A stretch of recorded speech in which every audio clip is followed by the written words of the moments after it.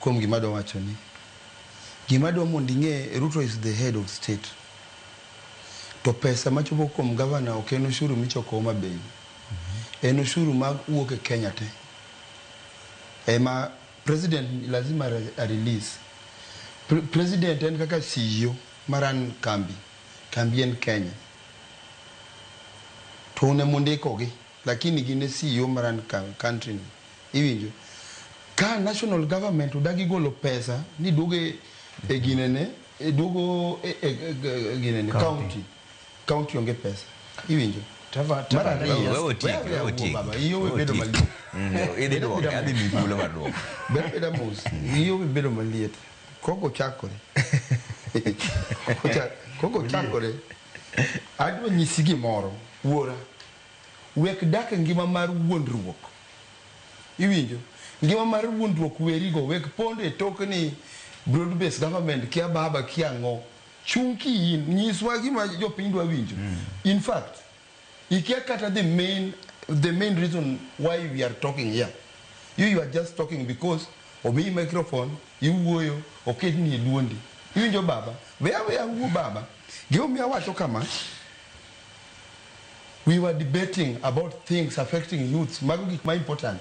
Ini wacho mani allocation, sirkal tiyo. What tiyo kanyo? Joluo jo mariek bwana, we wuondo jo musomo. Mar ariyo, nitiere gimoro ma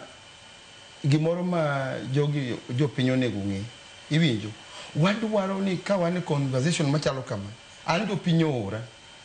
Wasne ni keto sticker na. Ora gi kwayo jo piny mang'eny manika. Iwinjo. Wadwa ni wang'e kaka wanyalo miyo government ni pressure mondo wayud needs ma wadwaro. That is one point. Okinyal bet kamoro ni nyiswa ni SHA kia ng'oa. Okonywa gisani.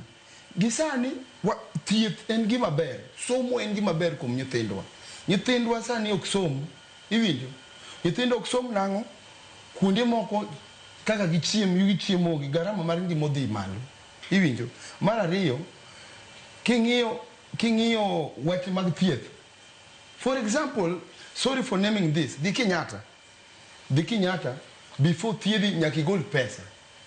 Ibed gi SHA, ibed gi SHU, ibed gi SHA, nyaka igol pesa.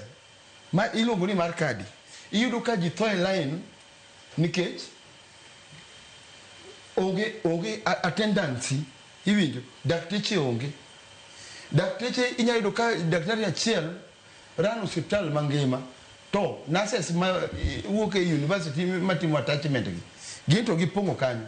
Iwinjo. So ka pok ineno gimoro gi wang'i, ka pok kato yien olwar kuomi, ok inyal ng'eyo gima ng'ama yien oselwar kuomi gima nowinjo.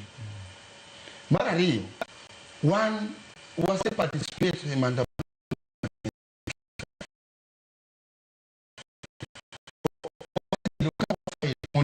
gima bi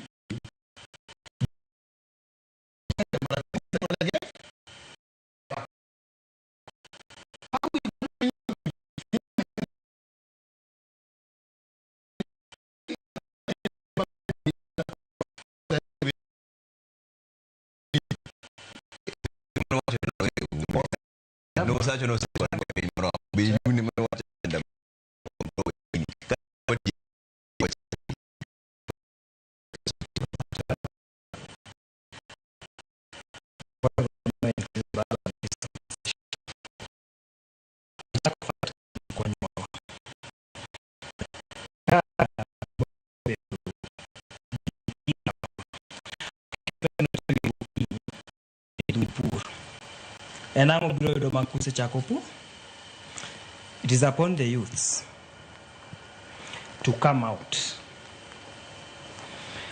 Mondo wangi